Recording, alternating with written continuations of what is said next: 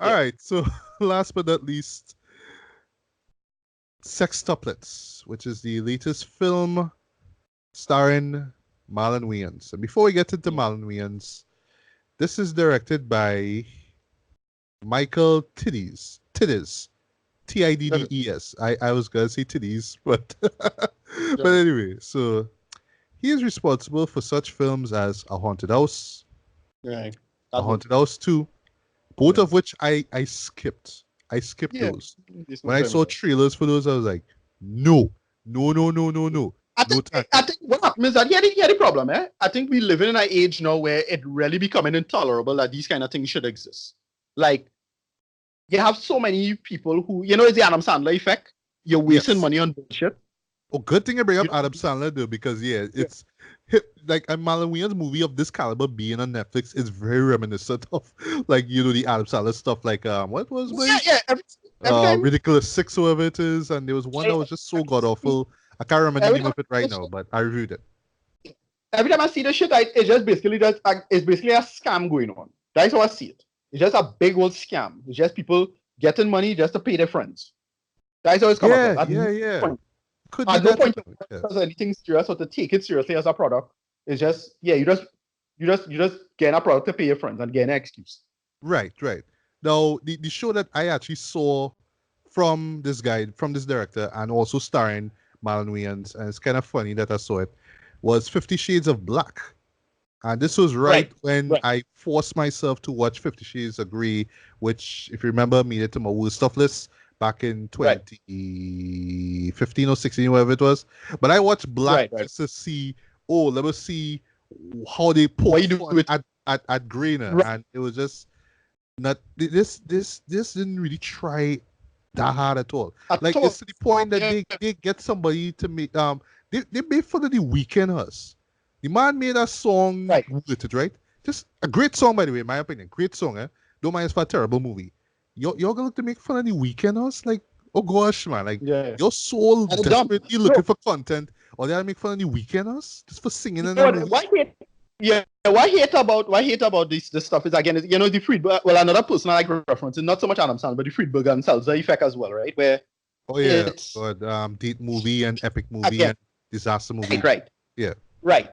Where these guys just, but the thing is, remember, the whole point of this stuff is just you turn around on it now. Where's the overhead that they get it? You have no overhead. That's the whole point. The whole point is that you do it for dirt cheap. And then you bullshit your way to the top about it, and then you make a profit ultimately now. Because this stuff doesn't make a profit. Like, say what we want about it, is make a profit. Like, this is going to make money because it's just sheer volume now. Especially with the advent of Netflix. You don't have to get into theaters. You just have to kind of get people to watch it, and that's it. It could be total trash, but you're gonna at least make an overhead and make mony. That's it.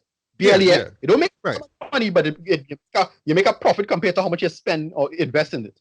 So like if I spend, I forget how cheap these things will be, but basically the Friedberg and Salsa approach was effectively like less than about 4 or 5 million, at most at 10 million for the movie, and then they make back like 50 million in a weekend. Or over the run period or for the month. And I said, that's technically a profit.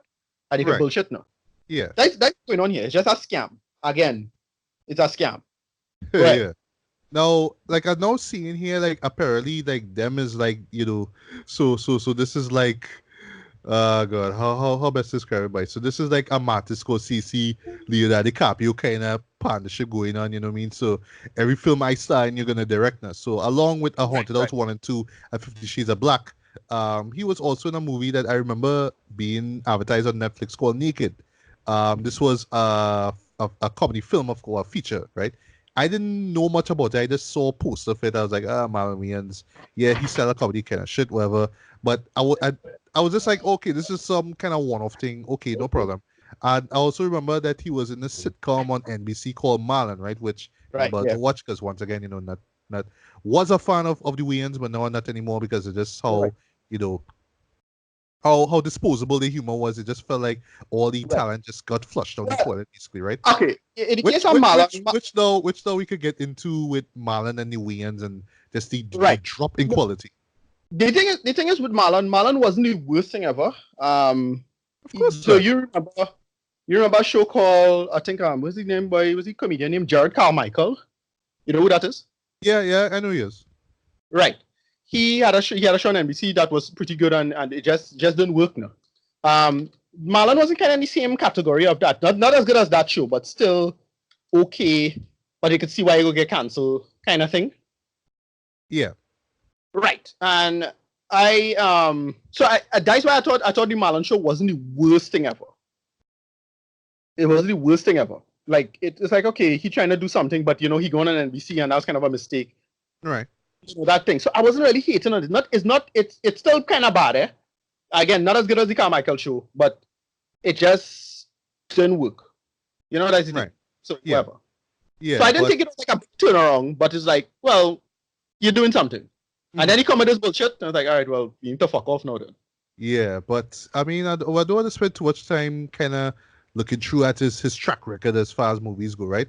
But like Right. he has been in good stuff. I mean, even though they were like silly, spoof films. I mean, like case in point, Right. popular example being "Don't Be a Menace to South Central," and "Drinking the Juice in the Hood." So That's like serious. one of my favorite movies. Serious. One of my favorite Wayans movies. Period. Right? In my opinion, it was wild. It was in your face, but it really touched on just the saturation of hood movies in the 90s, right? That was the point, right?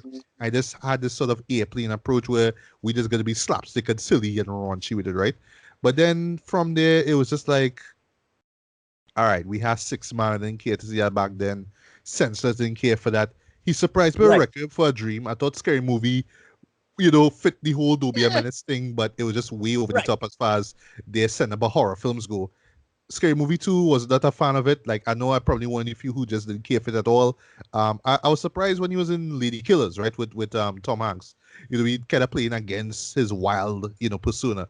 But from there, boy, I would say the moment where I was like, all right, this is where the humor, like, I want to talk about like the humor of the Wayans. I more prefer about talking about like Sean and Marlon, because they Right. too was kind of Okay. following So the same tradition as Keenan okay. and Damon, who kind of just Right. settled it into like TV shows and whatnot. Now, you know what I mean? Right. No, yeah, exactly. And like just get a quick history of them. Like Keenan was really the only true talent in that bunch. Like I'm not a Damon fan per se, but like Damon up there, but really Keenan, right? And Yeah. I mean, he was the guy who create In Living Color, right? Let's yeah, not pretty forget that. much. And well, I know it have a whole backstory with him and not getting into SNL. It have a whole story with that. Right. But the thing is, between Sean and Marlon, I really thought, all right. I always thought Sean was the more talented one. And Marlon was just the goofball type. But then when Marlon did him for a Dream, I was like, well, Marlon real talented though. So like he could build from the end. Since he's the younger one, he could really catapult himself and do something interesting. And he just didn't. He just kind of stall out himself. And I was like, yeah, what the fuck? Why does he couldn't, Yeah, anyway. So to me, the moment where I was like, all right, this is the moment where the Wayans brand of humor just gonna take a nosedive here, was from a little movie that was like real popular back in 2004 by White Chicks. I remember that being such a big deal back then. And yes, when I saw it the first time, I laughed at some point, I chuckled at some point. But I think the joke really, the what I thought was what made it work, right? Back then, not now, is how subversive it was. So it wasn't just black men playing white characters, but they playing white women too, white bougie women too. That was the sell, and it was like this could have been a smart film, but it was just toilet humor and just really basic jokes. This is one of those movies that I was always on the fence about because I always hated it for its coonery buffoonery stuff.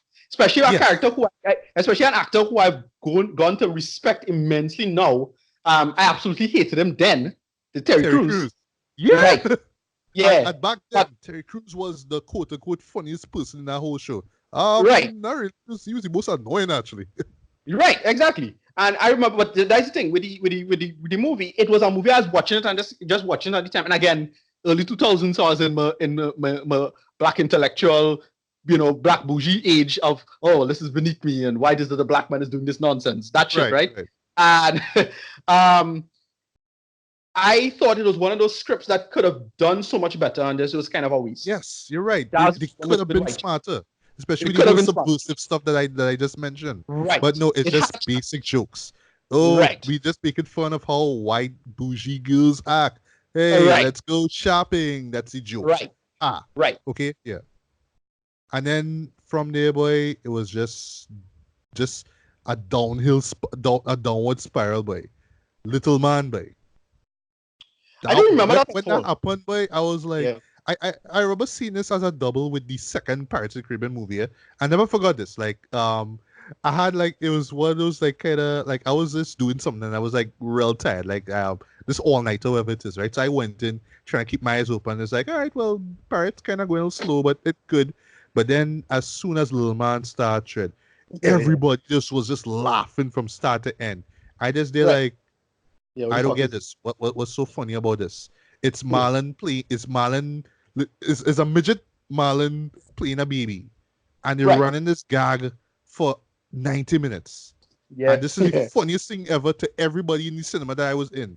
I just like, Yeah. Sorry. what? Yeah. But yeah, And but that's the rough part about this is that as again the bullshit does work now. So when guys like us just fall for a trap, right? Where we'll say this has never worked and it's so dumb and cliche, not realizing that I have a whole chunk of people that love this bullshit. that's the thing, You and know, that's what I want to get it's into with sextuplets here. But yeah, go on. right.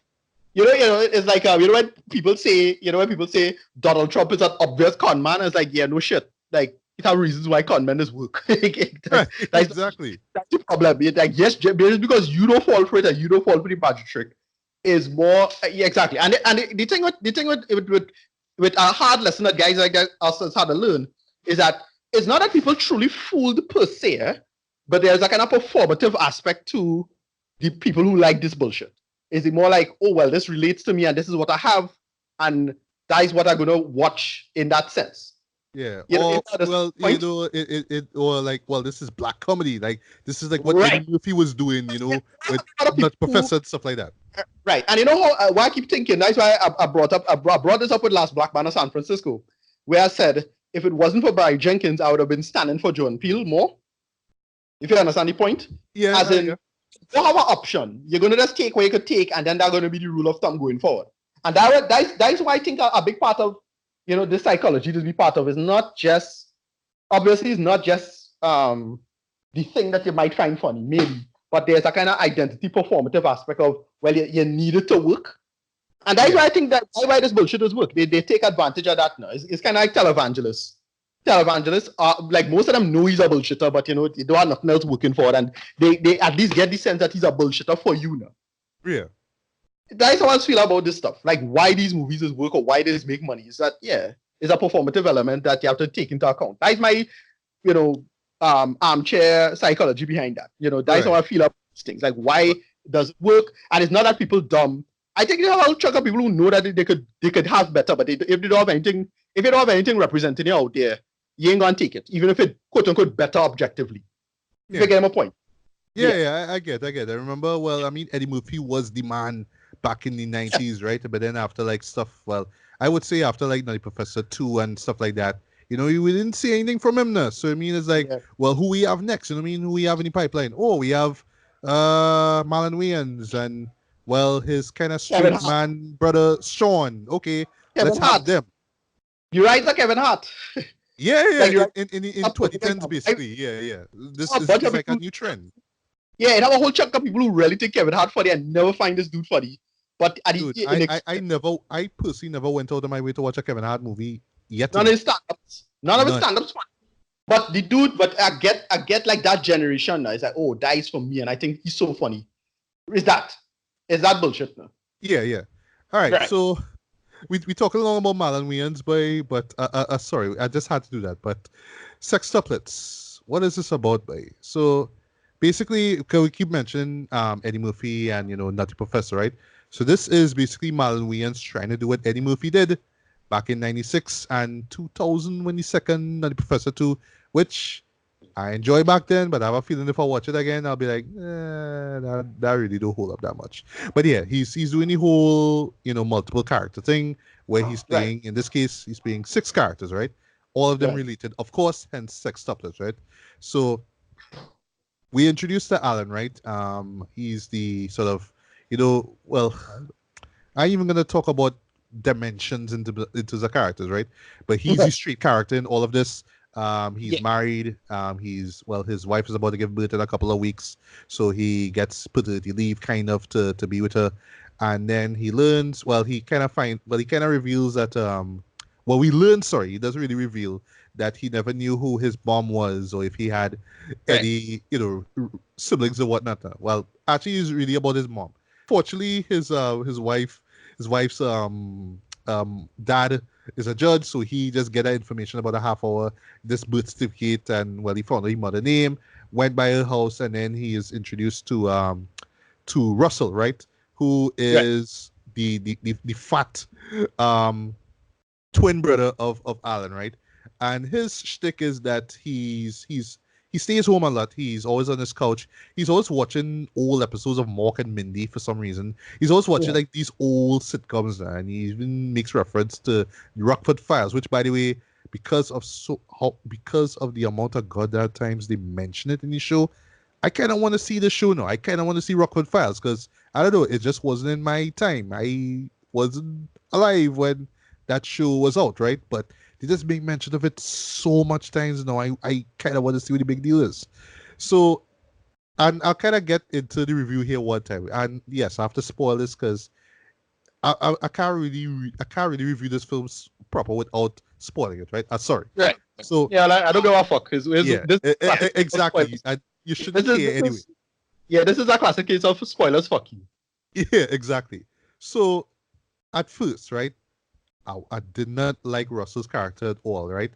It's the cliche, oh, he's fat, so he's always have to Yeah. stop and eat stuff. In this case, his food of choice is cereal, right? He has this fixation on cereal. He always had to eat cereal, right? That's the joke. Okay, right? And then like from the very beginning, right? For the dialogue and all that. Like in my head, I tell myself, all right, so this is more or less Marlon trying to give we a kind of team version of his more raunchy R-rated style of comedy, right? Because I never saw Naked, so I don't know the rating of that. So I figure, okay, this is kind of like him being kind of family friendly a little bit. The dialogue is very like, oh yeah, by the script feels so incredibly 90s. The way how the dialogue is delivered, kind of in this stilted, kind of sitcomish kind of way. You know what I mean? Right. Um, so I was like, all right, so he kind of going for a family vibe here. Because, it's about family. And, I was thinking, well, it's like the Wayans in a sense. We like the Right. Wayans brothers, always going back to family and all that kind of good shit, right? But anyway, so I was Okay. Yeah. kind of, Yeah. Yeah. What bother me? Yeah. What does bother me about this? Right. yeah, Why does he get the extended family to show? Like Kim make a cameo in this? Like Kim. no. Done. I Yeah. up to this day, I still don't know what happened to Kim Wayans, Yeah. This She was one of disappeared. the funniest people And then Living in the Living Color Dread. Where in is my opinion. she? Where is Yeah. she? But Like see real that truck. talk. See that truck buried somewhere. Yeah, boy. Like anyway. So at first I was getting kind of okay. So this is me in my head. All right. So they kind of going for the '90s buddy comedy kind of thing, or the '80s, say like like a planes, trains, and automobiles kind of vibe now. Like, all right, Right. I gonna stick with you. Even though you're annoying, man, you have these little practices I do like. Even though the whole I could stay in a motel and yeah, we had to sleep together, but I don't like when you just do certain things, blah blah blah. You do all the cliche stuff, right? So like, all right, he kind of going for this kind of light-hearted kind of thing. Okay, he not gonna do the caricature stuff, the African American caricature stuff. All right, the joke's not landing at all, but I kind of get it. Okay, let me see where this go. But what about the other siblings, boy? And as soon as I ask that question, then they jump into Dawn, and Okay. she is the well. I was thinking instantly of Lizzo for a sec because she's full figure there. I mean, but yeah, she is that ratchet, thick, African American woman caricature. You know Right. what I Right. mean? Right. She's in jail. You know what I mean? Yeah. She like okay. You know what I mean? Yeah. And then from This is the black sorry, black sassy. Sassy yeah, black. yeah, Sassy black. that sassy black woman kind of thing. Yeah. Yeah. And Yeah. then from there, boy, it was like back to Marlon Wayans, doing what Marlon Wayans does again. On and this to me has always been a problem with this comedy, yeah? Especially in the 2010s now, where you will always take like this like real low kind of bargain basement character, like real cliche African American stereotype, right? and just play on it over and over and over. So, okay, fat kid home alone, you know what I mean? He want to stay home and watch TV. That's kind of a little bit different. I mean, him watching old shows, okay, this is something new. But then as they introduced Dawn, but it's like, all right, we're just going, stereotype, territory once again. You know what I mean? She want to pick fights with people. She always like, okay, you know what I mean? And we doing this thing again. I was just like, oh Yeah. my god, we doing this, Yeah, you know. Dread. We're really doing this. And the other characters that we introduce here, we have Ethan, which is probably one of the worst characters in this whole show. It's just Yeah. basically this kind of hustler guy, and he not even like he was like it's like Marlon's character. Like it's not like Alan meets up with him. Ethan actually goes to Alan's house and visits his wife there. Because basically his whole thing is that he just want money. See, man going by workplace trying to get money. He runs into his boss who's played by poor Molly Shannon. Molly Shannon, Okay, listen up. see this? Like Wow. God, but yeah. And well, she trying to get with him because she was like kind of attracted to Alan. So Ethan mean is kind of edgy, kind of hustler guy. He's like, ooh, you know what I mean? You're right up my alley. Ooh, that kind of thing. You know what I mean? And he's just, yeah, I'm a thug. Well, not a thug, but basically, yeah, I'm a talk like a pimp, and you know what I mean? Like, you don't talk to me like this, bitch. Like all that kind of Right, stuff. It's like that stereotype. Okay, and his thing, his motivation is just I want money because I broke. That's his motivation, right? We have three. God, we have two other characters to bring it here. So we have Baby Pete now, who is just this. Well, he have some particular ailment now. He in the hospital. He need a kidney, and so said so done. They kind of hook something up, and now Alan has to donate the kidney to the guy. As he get the kidney, the man run off, go on to right. Cuba to just basically go on vacation. Just just be on holiday. Basically, that's his Right. gimmick. His gimmick is that he want a kidney so he can leave and go to Cuba. That's it. And Alan just so happened to be, he's the goody two shoes in the whole show now. So it's like, yeah, man, let he do it. Let he get kidney, man. Because, well, in this case, it was Alan and they had to choose between Alan, Dawn, and Russell, right? But Dawn and Russell too fat. So it's like, hey, let's pick him because, he's as fat as us, right? Haha, right? And last but not least, probably the most pointless character in this whole show, Jasper, who Right. just happens to be black. Well, he's the black ginger character that you see if you look at the poster, right? And they make this painfully annoying, this painfully awful joke, right? Like if somebody else had delivered it, I'd have kind of laugh. But to me, the reason why I didn't laugh because it just felt so dated. So the man is a ninja. So Okay. the joke is that well, you took two derogatory terms, nigger and ginger, and he's a Right, ninja. right, right. Ha ha ha Okay. ha ha ha ha ha. Nice joke. Ha, ha, ha, Nice ha. joke. That's the joke, right? Wow. God, boy. I would have been laughing at this too, but I was like, but this feel like something somebody would have delivered, like, so, say, Chris Rock or Chris Tucker would have delivered Def Comedy Jammers, like, and Right. they stopped the What film is just called to that? tell this Was he joker. named after him? Was he named by the term JS? JS jokes? I forget the actual term. It's an old term. Basically, it's a joke so bad and told so poorly that you can't help but laugh. Oh yeah, yeah. Well, I don't know the actual term, but yeah, I know the definition. I know what that means. Yeah, boy. And his thing is that he is jealous of the family. He is the black sheep of the family. So the man have like personal like goons helping him out. So after the whole hospital shenanigans, he ended up having like his two goons more or less black bag over the head of both Alan and Russell and take them back to his home and all that kind of stuff. And he had them tie up and he electrocuted them. And you wanna guess what kind of motivate him to let him go? They all fans of the Rockford Files, Dread. And they all end up Okay. singing the theme song to it. It's like, oh my Right. god, you love the Rockford Files too. Right. Oh. Right. And then the mother come in, and yes, the mother is played by Marlon Wayans. I mean, you guessed it, yes. And it's like almost like Tyler Perry, Yeah. Medea, but That. just Marlon Wayans playing it, but just less of the Tyler Perry isms, right? That's all I would say, right? But yeah, once I again, think it was for this, right? Because Medea already done bad. You think Medea has done the low point of that, but he ripping off that badly. yeah, like in 2019, Dread, you had a rip off Medea's. Come on, man. Come on, man.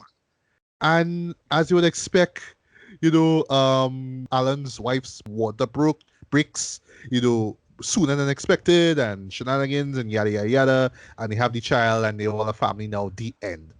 So I can't even say anything good about this thing, because, like I say, once again, at first I thinking, okay, this is just them trying to play this kind of sort of generic sort of sitcom style kind of thing. Like, it's Netflix now, so we're not gonna get the raunchiness, that kind of stuff that you expect from a Marlon Wayans film. And then, as I say, as soon as that one character don't come in, it's just stereotype stuff over and over and over. We get that stuff. None of the characters, none of the sextuplets have any depth to them. They just all one dimensional. They just there. They just on film. And I think no no like, while I was watching this thing, because I put up a status of it, like me, I put up a status while I was watching the show, like how annoyed I was by watching this, and I saw like a couple of people comment and say, I actually like it. I think it was good. And the reason why I'm Yeah. doing this effeminate voice, yeah, it was two girls that I know on Facebook. Them like the show. Yeah. Them like it. They find the And sister Dawn, who I hated, was the yeah, funniest thing in the whole show, that's right? what I know. Here's the Right. thing, eh? No, okay. So here's another part of this that it is why it is back off for these things. Look, people find shit funny that you don't find funny. Like humor, let's admit it. Humor has a shelf life. Things don't hold up as well as they do. I think it's terrible now, and it probably would grow on here. But it have a bunch of kids who like shit that funny. Like, okay, I'll give you an example. I never find Eurotrip ever that funny, but I always thought Road Trip was much funnier, right? Because I I was the opposite actually. I actually really enjoy Eurotrip because of how wild it was though when you right. raunchiness. It was just But my all thing in is the that face with it. That what I my felt was funny. but my thing is if you don't do something original, it does lose a lot of its thing. It's not about execution and humor. The original premise have to work, and then you build. If you don't build from that, that is fine. And if you're ignorant of the original stuff, then stuff does end up being funnier because it's rarefied without the audience knowing better, right? Right. Right. So this is a case of that in a sense, where you have a bunch like that's the thing with a lot of humor. You realize a lot of people don't watch a lot of humor. So when they kind of get a half funny comedian, like, oh gosh, I just go straight up say it and then blackball myself from the local comedy scene. There's a lot of local comedians like that. Like local comedy is just the laziest bullshit ever, Yeah, yeah, yeah, right? yeah. I thought Yeah. he was gonna call a particular somebody who just be on Instagram. Wink No, no, wink no, no, nudge no. nudge. Like a lot of the millennial younger comedians in Trinidad are genuinely hilarious. Yeah, All right. they But funny talk and about like Tommy but Joseph, the Sprang no, Along, those guys no, who no, we grew not up those on. guys. Just talking about you ever see comedy festival and you see these like just a play Oh and just yeah, a yeah, yeah. God comedy. awful stuff. Yeah, yeah, yeah. Right. And we never really had a good stand-up culture in Trinidad. And I'll admit stand-up is like an American thing anyway, so wherever it's not something that would translate, I don't think particularly well. But modern stand-up comedians now, great. But that's not the point. The point is what people think funny now. Right. And so Agreed. Yeah. that is the problem with a lot of funny. I'm not a person who just succumb to everything just being relative and subjective. I do think it have mechanics that make things better than other things objectively. But comedy is one of those things that let us call it very divergent, right? So Right. when you see people say they like this thing and not that thing, don't be surprised. Like, holy Yeah, shit, yeah. I it, understand. But it'll the be thing shocked about it too. this bullshit. And that is the same point I was making before with the performativity as well. Eh? Right. You don't have Yeah. nothing else, you go bounce onto that one thing. And yeah, Marlon Wayans Right. is just a perfect niche. Yeah, He's a boy. man bullshit and get away with it. Yeah, but there's a few things I just want to mention before I get to reaching, right? But Right, the right. thing about it, like while I was watching the show, I was like, all right, this isn't funny to me, right? But I'm Yeah. imagine other people who will watch this and like it, right? So this is Right, yeah. why, like early on when they were going for the whole buddy comedy kind of thing, right? I was Right, like, right. all right, if somebody have nothing else better to do with their time, they could just kind of rock back, watch this, chuckle at it, laugh, kind of like the sort of easygoing music and the flow and everything like that. It really does feel like a early, like a 90s or more like a 2000 comedy. You know what this remind me of? This remind me of Daddy Daycare House. The perfect example where Okay, yeah, it's an yeah. actor who you know to be in more PG-13 and R-rated comedies, right? You know he have mouth, right? Being in a PG movie, and what he have to sell is I'm Eddie Murphy in a PG movie. That's it, right? I'm not as funny as I was, but I'm funny to to kids now. I'm more family friendly now. So this is what I was getting with the show. I was getting like a family friendly version of Marlon Wayans, right? Which, like I say, ended as soon as that Dawn character came in, right? So I was like, at first, well, I go in and it's like, all right, well, I see the appeal of this somehow. I could kind of just watch it and not really think about it, and then they say, yeah, it was all right. It was nice, I guess.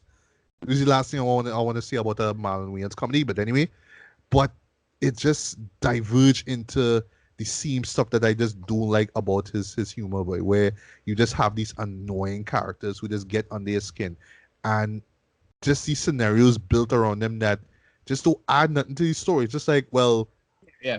we have a character who need a kidney. So the joke is, oh, he has Alan has to give up his kidney. Ha ha ha ha ha! And he wants to run away. Ah!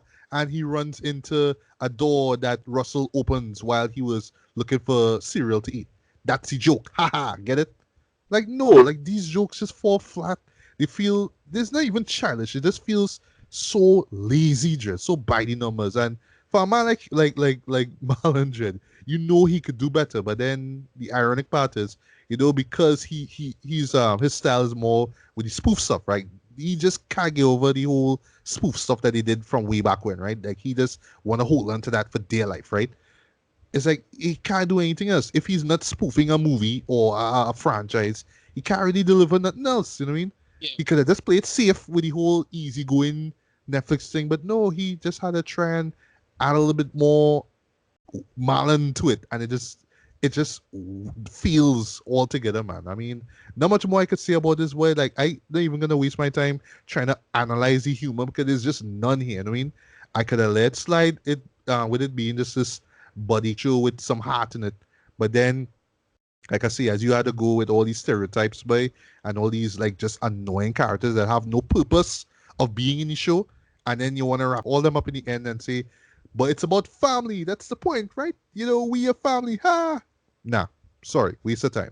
1 out of 5 for me. This is one of the worst shows I've seen for this year. This is one of the worst shows I see in Netflix history, in my opinion. Marlon really need to either step things up or just stick to doing sitcom stuff at NBC. But this movie stuff, I don't know. Like for me, no, I see it's better he just stick with the spoofs, with the parodies. Best he stick with that because Yeah. that's what he good at right now. When he trying to do normal comedies that feel like something out of like the 90s or the 2000s, some watered down PG stuff is just a failure. And just knowing that he had to go back to his old, to going back in the bag and just trying to put, the old tricks now, you know what I mean? Yeah, just gonna play the stereotype here and do all that kind of stuff and expect you to laugh. Nah, I sorry. I know his shows have an audience, but and this is the last thing I want to say, and then I'll move on.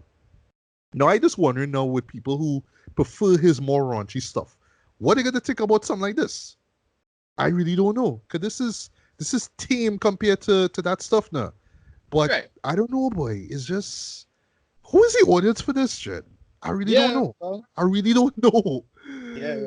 Yeah, boy, and this really gonna affect the longevity of the show. Cause yeah, so you know what I mean. If you like it, that's fine. But I bet you within about a few days, you'll just forget you even saw this show, Jenny. Or even worse, you wouldn't even want to see this movie again, Jenny. Even though you laugh your head up, I really doubt you will watch this over again, Jenny. So 1 out of 5, skip this shit. Even waste your time. Yeah.